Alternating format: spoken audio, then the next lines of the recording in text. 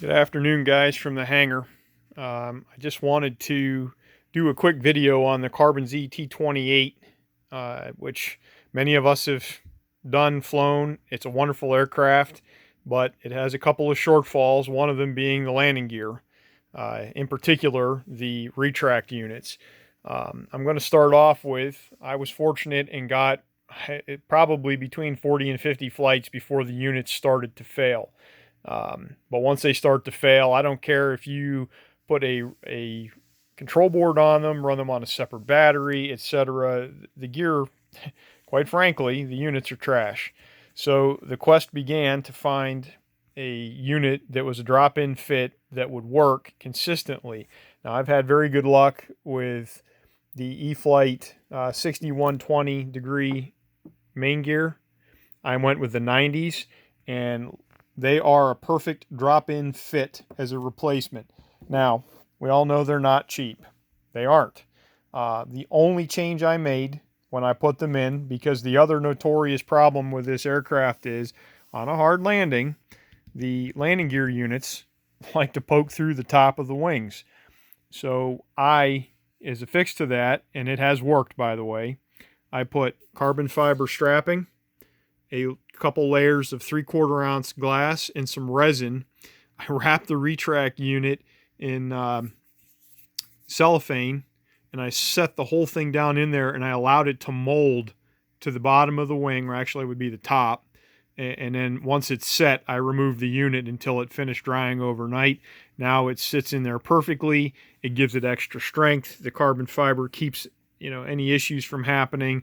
And also, when I put the unit in, the retract unit in, it is just slightly larger on the top of it where it lays in. I put a 1/16 piece of a spacer underneath the retract in here, and then screwed it in to give it just a touch of space. It did not interfere at all, as you can see, with the gear door. I did have to, however, take off the wheel door for this. The other part was the stock gear, which you would think would be a perfect plug-in for this. Well, you'd be right, except the spring on them goes the wrong direction. So when you try to put them into the retract, it runs up against the retract housing, against the motor. You can't use them. So it only left me with a couple of options. I could either cut the springs for the gear that came with the 6120s, turn them around, fit them into the struts, which I happen to have, because if you put the struts into the gear, they're too short. So we had to have something to make them longer. So your options were cut the ones, turn them around, and add them. Or in this case, use the bottom half, which I did.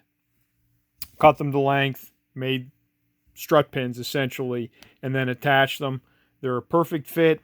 And then the last piece of this to make it work was the 6120 strut ready door mounts.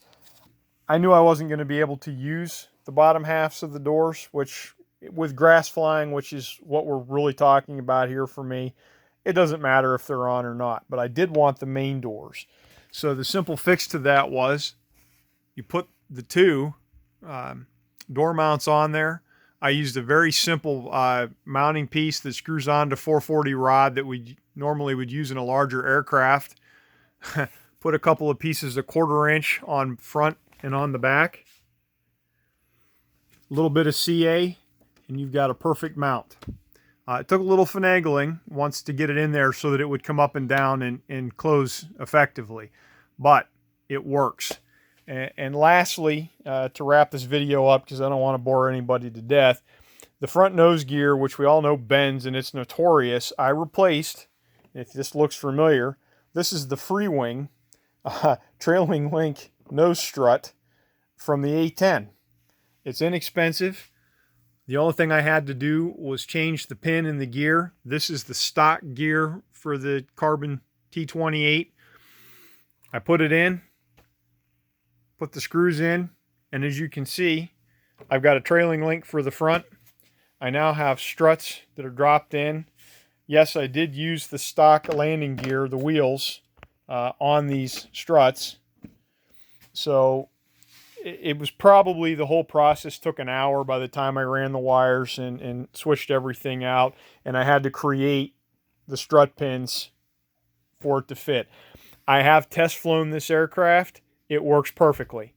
Hard landing, you'll get a little bit of a bounce because there's no spring there anymore. You've got a strut, and you get the prototypical little bit of a bounce, but this aircraft is so light, it doesn't make any difference. Settles in like a baby 99% of the time anyway.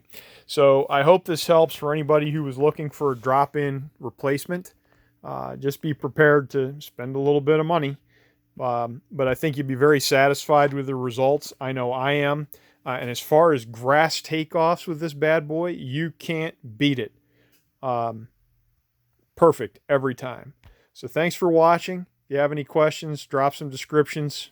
Drop questions down in the things. I'm not going to post links, but as everybody can see, I've got pictures.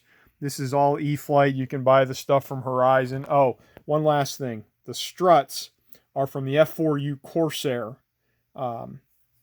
So that in case there's any question to that. And these were the mounts for that as well.